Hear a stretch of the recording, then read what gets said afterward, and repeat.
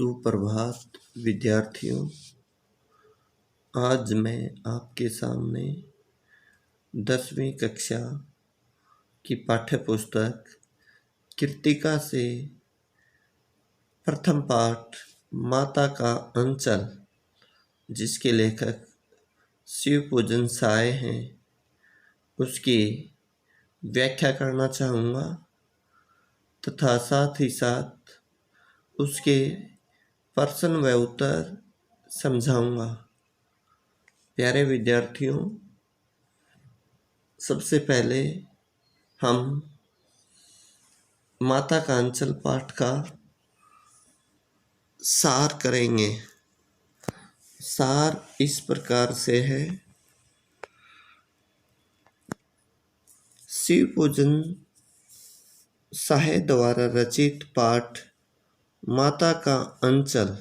अंचल का अर्थ होता है क्षेत्र या स्थान, या जो ओढ़नी का छोर होता है या किनारा होता है, ओढ़नी या चुन्नी बोल सकते हैं हम, उसके छोर को भी अंचल बोला जाता है। उनके प्रसिद्ध उपन्यास देहाती दुनिया का अंश है। अंश होता है हिस्सा, तो देहाती दुनिया उनका उपन्यास या नॉवल है, जिसमें से ये पाठ लिया गया है। यह उपन्यास हिंदी का पहला आंचलिक उपन्यास माना जाता है। आंचलिक का अर्थ होता है किसी क्षेत्र का, जैसा मैंने अर्थ भी लिख दिया इसका, आंचलिक किसी क्षेत्र का। माता का अंचल पाठ में बालकों के खेल, कौतूहल, माँ का प्यार, पिता का दुलार तथा लोकगीत आदि प्रसंग समाहित हैं, इसमें जोड़े गए हैं। पाठ का सार इस प्रकार है। लेखक के पिता सवेरे सवेरे उठकर दैनिक कार्यों से निपटकर पूजा पाठ करने बैठ जाते थे। लेखक का माँ से संबंध केवल दूध पीने तक का था। शेष काम पिता करते थे, जैसे अन्य काम हैं बच्चे को नहलाना या उसकी व्यायाम कसरत करवाना, ये काम पिताजी करते थे। पिताजी उसे भोलानाथ कहते थे। भोलानाथ मतलब जो इस पाठ के लेखक शिवपूजन साय हैं, उन्होंने अपने बारे में ही बताया है। वे राम नाम 1000 बार लिखते, अर्थात शिवपूजन साय के पिताजी। और पाठ करने की पोथी हम पुस्तक के लिए ही प्रयोग करते हैं, के साथ बांधकर आटे की गोलियों में लपेटकर गंगा में मछलियों को खिलाते थे। अर्थात आटे की गोलियां बना लेते और उनको जो राम नाम लिखे गई पुड़िया होती थी, उनको उसमें आटे की गोलियों को मिला लेते थे। कभी कभी वे बच्चों के साथ कुश्ती भी लड़ते थे। जैसे आपने देखा होगा, आपके माता पिताजी आपके बल को परखने के लिए आपके साथ कुश्ती करते होंगे, आपके बल को बढ़ाने के लिए। ऐसे ही शिवपूजन साय के पिताजी भी इनके साथ करते थे। घर पर माँ अपने हाथ से एक कटोरे में गोरस होता है दही, या गाय के दूध को भी गोरस बोला जाता है, और भात मिलाकर खिलाते। भात चावल के लिए प्रयोग होता है। वह पिता को डांटते कि उन्हें बच्चों को ठीक से खिलाना भी नहीं आता। अर्थात एक प्रसंग में बोलती भी है इनकी माताजी कि भाई तब तक दुनिया में ठिकाना नहीं है, तब तक बड़े बड़े कोर नहीं खाएगा। अर्थात इनके पिताजी अनाज के छोटे छोटे टुकड़े या रोटियों के छोटे छोटे टुकड़े इनको खिला रहे थे। तो तब इस प्रसंग में इनकी माता कहती है कि दुनिया में ठौर या ठिकाना तभी मिलेगा तब बड़े बड़े कोर खाएगा। इसका अर्थ ये है कि अच्छी डाइट खानी चाहिए, अपने घर पे अच्छा भोजन करना चाहिए। इसका मतलब ये नहीं कि पेट भर के खाना चाहिए, भूख से थोड़ा सा कम भोजन करना चाहिए। माँ हमें, आगे लेखक कहते हैं, माँ हमें ज़बरदस्ती पकड़कर हमारे सिर में चुल्लू भर कड़वा तेल डाल देती थी, फिर काजल की बिंदी लगाकर, चोटी गूंथ, रंगीन कुर्ता टोपी पहनाकर कन्हैया बना देती थी। कन्हैया श्री कृष्ण का पर्यायवाची भी होता है। फिर हमें बच्चों का झुंड मिल जाता था। झुंड का अर्थ है समूह, अर्थात छोटे छोटे बच्चे जो खेलते हैं आपस में, उनका झुंड मिल जाता या समूह मिल जाता। वहाँ हम तरह तरह के खेल खेलते, अनेक प्रकार के खेल खेलते। लेखक कभी रंगमंच बनाते। रंगमंच होता है, स्टेज बोलते हैं जिसपे, या एक चबूतरा होता उसको रंगमंच बना लिया जाता, या जहाँ नाटक दिखाया जाता है या और कोई अभिनय प्रस्तुत किया जाता है उसको भी रंगमंच बोला जाता है। कभी मिठाई की दुकान सजाते। मिठाई की दुकान में जैसे आप देखोगे इनके मिट्टी से या कीचड़ से, मिट्टी के ढेलों से ही लड्डू या मिठाई बनाते थे। ये हम मिट्टी की चीज़ों से ही सब सामान बना लेते थे। इसमें लेखक बताना चाह रहा है मिट्टी, जो मिट्टी होती है इसको भिगोकर, या जैसे बालू रेत होता है उससे लड्डू बना लेते हैं बच्चे। तो ऐसे ही लेखक और ये खेलते हैं खेल। जैसे आपके खेल, इसमें पर्सन आएंगे आगे। आपके खेल जो है घरेलू ज़्यादा है, पहले खेल बाहरी वातावरण के साथ ज़्यादा होते थे। पेड़ों की टहनियों पर जैसे अंका डंका होता था या अन्य खेल होते थे। लेकिन अब के खेल ज़्यादातर बैडमिंटन, फुटबॉल, कैरम बोर्ड या अन्य खेल हैं। नकली दावत का आयोजन किया जाता था। जैसे ही नकली दावत का अर्थ होता है जो सगे संबंधियों को या मित्रों को भोजन पर बुलाया जाता है उसको दावत बोला जाता है। कभी कभी बारात का जुलूस भी निकालते थे, जो बारात का खेल भी खेलते थे ये। खटोली की पालकी पर, खटोली जैसे कोई खाट है छोटी या चारपाई है, उसकी पालकी बना ली जाती।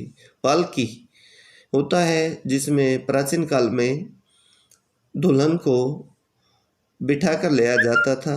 एक कहार जाति होती है, वो चारों किनारों पर उसको पालकी को उठाकर ले जाते थे, उसको पालकी बोला जाता है। तो यहाँ खटोली की पालकी बना लेते थे। दुल्हन को चढ़ा लिया जाता था। जो दुल्हन है वो भी इनकी काल्पनिक होती थी। कभी खेती करने की योजना बनाई जाती, खेती भी करते थे ये, जो है माता पिता से यही सीखते थे, खेती बाड़ी और कुछ। आप देखोगे प्राचीन काल में जो है खेती बाड़ी ज़्यादा होती थी अपने इलाके में, अब भी होती है वैसे तो, लेकिन जो है भूमि के टुकड़े काफ़ी बड़े थे या ज़मीन ज़्यादा होती थी तो उनसे, और पढ़ाई की तरफ इतना ध्यान नहीं दिया जाता था जितना अब दिया जा रहा है।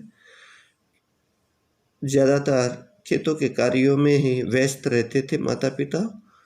तो इसमें शिव पूजन साय ने बताया भाई ये खेती की योजना बनाते, छोटी छोटी क्यारियाँ बना लेते थे, फसल को एक जगह रखकर पैरों से रौंदा जाता था, उसको तोड़ दिया जाता। जैसे छोटी छोटी क्यारियों में लाइनें बना लेते थे, जिसको खूड बोला जाता है अपने यहाँ हरियाणवी में।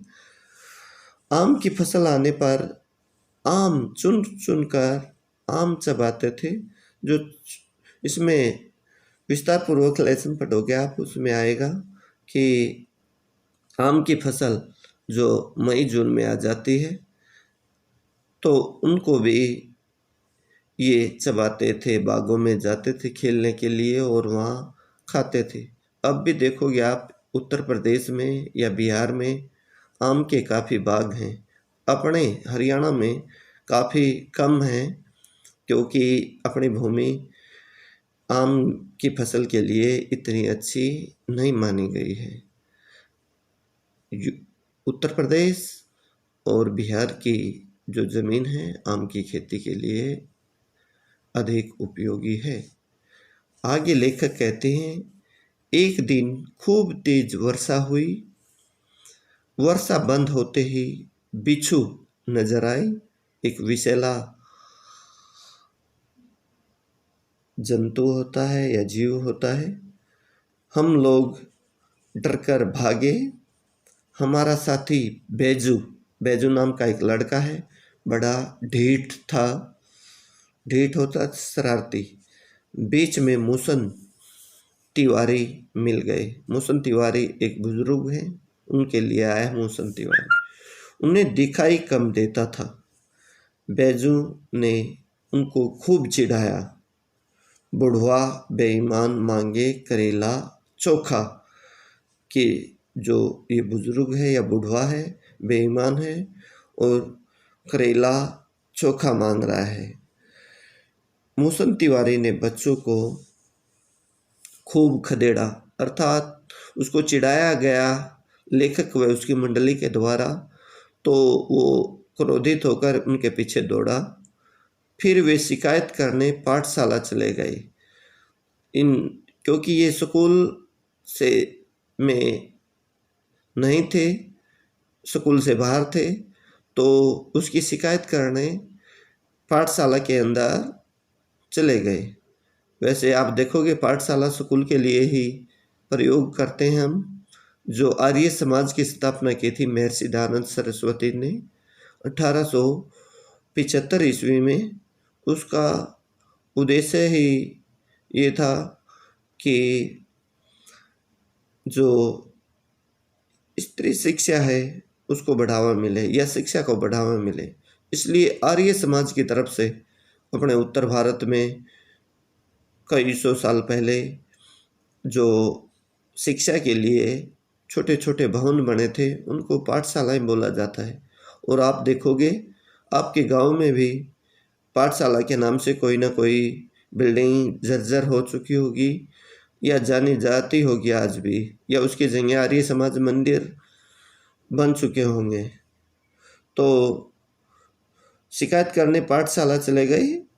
वहाँ गुरुजी के सिपाही हम पर टूट पड़े। गुरुजी के सिपाही प्राचीन काल में क्या होता था, जो स्कूल से गैर हाजिर रहते थे, अध्यापक को परमिशन होती थी कि जो गैर हाजिर बच्चे हैं उनको ढूंढ कर लाया जाए स्कूल में पढ़ाई के लिए। तो हट्टे कट्टे होते थे बच्चे, जो थोड़े मजबूत शरीर के होते थे, उनको भेज दिया जाता था अध्यापक के द्वारा बच्चों को जो गैर हाजिर हैं या स्कूल से आउट है उनको लाने के लिए। गुरुजी ने हमारी खूब खबर ली, अर्थात इनको सजा दी। बाबूजी ने सारा हाल सुनकर दौड़े दौड़े पाठशाला आए। तो पिताजी को तब पता चला, तो वो पाठशाला आए और गुरुजी की चिरौरी करके हमें घर ले गए। गुरुजी, चिरौरी होता है विनती या प्रार्थना, करके लेखक को घर ले गए। हम सब रोना धोना भूलकर लड़कों की मंडली के साथ नाचने गाने लगे। राम जी की चिरई, राम जी का खेत, अर्थात खेतों में खेलने के लिए चले गए हैं। चिरई की फसल है। राम जी का खेत, खा लो चिरई भर भर पेट। चिरई फसल का नाम है और चिड़ियों को बोल रहे हैं कि भाई राम जी की चिड़ई है और राम जी का खेत है और भर भर पेट खाओ अनाज। जैसे चिड़िया या और कुछ पक्षी होते हैं फसल को खाते हैं, तो ये भी उसी प्रसंग में बोल रहे हैं कि भाई भर पेट खाइए। फिर हम टीले पर जाकर, टीला होता है ऊंचा भाग, जैसा 9th क्लास में पढ़ा था आपने लासा की ओर, उसमें टीले शब्द आया था। तो वहाँ जाकर चूहों के बिल में पानी उलीचने लगे। उलीचने का अर्थ होता है उसमें डालना, या लुढ़का देना बोलते हैं अपने यहाँ, वो उलीचना होता है। तभी गणेश जी के चूहे की रक्षा के लिए शिव जी का साप निकल आया। ये चूहे के बिल से चाह रहे थे कि भाई चूहा निकलेगा, बार बार पानी उलीच रहे थे उसमें, लेकिन चूहे की जगह उस बिल में से सांप निकल आया। तो ये सभी बच्चे रोते चिल्लाते भाग लिए। किसी के दांत टूटे, किसी का सिर फूटा, पैरों के तलवे कांटों से छलनी हो गए, क्योंकि डर के मारे, सांप से डरकर ये घर की तरफ दौड़ पड़े थे। घर जाकर माँ के आंचल में दुबक गए। जो माँ की गोद है उसमें दुबक गए। माँ ने हमारे अंगों को आंचल से पोंछकर, ये आंचल शब्द फिर आ गया है, आंचल जो ओढ़नी या चुन्नी होता है उसका छोर होता है, उससे पोंछा, इनको चूमा और हल्दी पीसकर घाव पर लगाई। हल्दी, जैसे प्राचीन काल में देखोगे आप, कोई चोट लग जाती थी गंभीर, उसके ऊपर हल्दी पीसकर लगाई जाती थी, और हल्दी को दूध में मिलाकर, गुनगुने दूध में मिलाकर वो पिलाया जाता था। तो रोग प्रतिरोधक क्षमता या घाव को भरने के लिए हल्दी बहुत ही अच्छा काम करती है। तो आप भी इसका प्रयोग कर सकते हो प्यारे बच्चों। कभी चोट लगती है आपको गंभीर, तो हल्दी, पिसी हुई हल्दी या हल्दी पाउडर को दूध में मिलाकर ले सकते हो। इसी बीच बाबू दौड़े आए, अर्थात शिव पूजन साय के पिताजी। उन्होंने हमें माँ की गोद से लेने का प्रयास तो किया, पर हमने माँ के आंचल की छाँव न छोड़ी, अर्थात माँ की गोद नहीं छोड़ी। जैसा कि विद्यार्थियों, मैंने अभी आपके सामने माता का अंचल पाठ का सार समझाया है, तो आप अपनी पाठ्यपुस्तक में से इसको और भी ध्यान से पढ़ेंगे और जो कठिन शब्द हैं उनको रेखांकित करेंगे। अब हम पाठ्यपुस्तक के जो प्रश्न उत्तर हैं उनको समझेंगे और इनको अपनी हिंदी की नोटबुक में नोट करेंगे या प्रश्न उत्तर लिखेंगे। इसमें पहला प्रश्न है, माता का अंचल पाठ के आधार पर कहा जा सकता है कि बच्चे का अपने पिता से अधिक जुड़ाव था। पिता से अधिक जुड़ाव कैसे था कि पिताजी के साथ ज़्यादातर समय व्यतीत करते थे। जैसा लेखक ने शुरू में ही बताया था, दूध पीने का नाता था माँ से सिर्फ, बाकी खेलना और कूदना या सोना पिताजी के साथ ही होता था। आप जैसा पाठ में विस्तार पूर्वक पढ़ोगे तो उसमें भी आएगा। फिर भी विपदा होता है मुसीबत, विपदा के समय वह पिता के पास न जाकर माँ की शरण लेता है। आपकी समझ में इसकी क्या वजह हो सकती है? वजह होता कारण। देखिए, स्वाभाविक रूप से बच्चों का माँ के प्रति लगाव होता है, माँ के से लगाव होता है छोटे बच्चों का। माँ बच्चे की भावनाओं को अच्छी तरह समझती है। जो भावनाएं हैं या मन में क्या क्या है, बच्चों के मन में वो भावनाएं होती हैं, उनको अच्छी तरह समझती है। मुसीबत के समय या विपदा के समय बच्चा माँ की गोद में अधिक सुरक्षित महसूस करता है। पिता भी बच्चे को उतना ही प्यार करता है, अर्थात माता पिता दोनों समान रूप से प्यार करते हैं, परंतु फिर भी बच्चा माँ के आंचल में ही छिपता है, जैसा पाठ के लास्ट में या आखिर में देखा आपने, माँ की गोद में ही आकर छिप गया था शिवपूजन साहेब ही।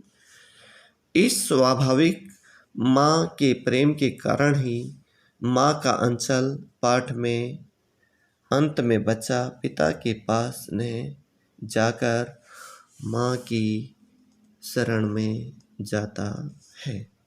तो ये अपना प्रथम प्रश्न उत्तर पूरा हो गया है। इसको आप ध्यानपूर्वक लिखेंगे। दूसरा प्रश्न है, आपके विचार में भोलानाथ अपने साथियों को देखकर सिसकना क्यों भूल जाता है? जैसे आप पढ़ोगे इसमें पाठ में, जो तेल लगाती है शिवभोजन साय की माँ सिर में, तो ये रोना शुरू कर देता है, लेकिन इसके पिताजी इसको लेकर